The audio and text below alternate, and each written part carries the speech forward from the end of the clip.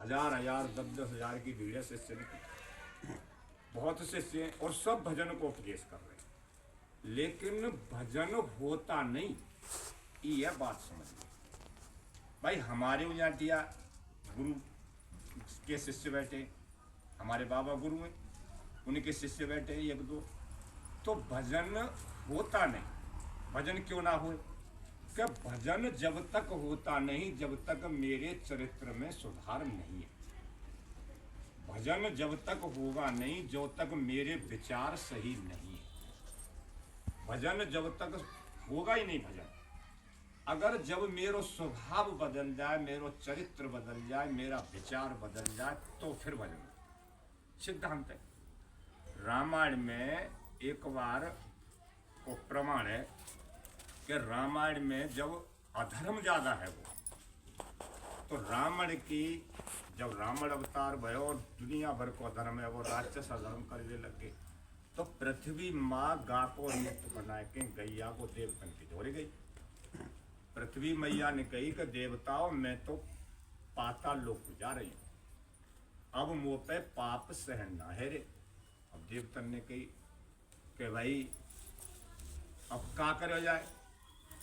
तो पृथ्वी मैया कह रही है देवतन के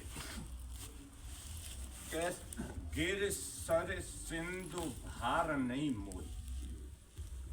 पृथ्वी कह रही है कि गिर माने कहते पर्वत, सिंध ते कहते समुद्र, और सर कहते नदी ते।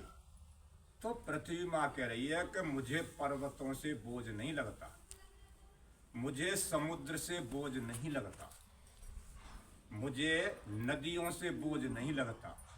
गिर सर सिंधु भार नहीं मोही, इनका मुझे भार नहीं लगता। जो मोह लाग गरुड़ एक द्रोही। लेकिन एक आदमी कोई जो दूसरे से ईर्ष्या करता है, जो दूसरे से द्वेष करता है, जो दूसरे की चुगली करता है, रामायण कह रही है, मैं ना कह रहा हूं। जो मोह लाग गरुड़ कहते भारी भारीपन ते भजनते। जो मोह लाग गरुड़ एक द्रोही, यानी एक आदमी ही देवताओं मेरे ऊपर यदि कोई एक आदमी ऐसा है जाए कि जो दूसरे के द्वेष करे, दूसरे के ईर्ष्या करे, दूसरे की चुगली करे, एक आदमी ऐसा है जाए तो उसका भार मुझ पर झिलता नहीं।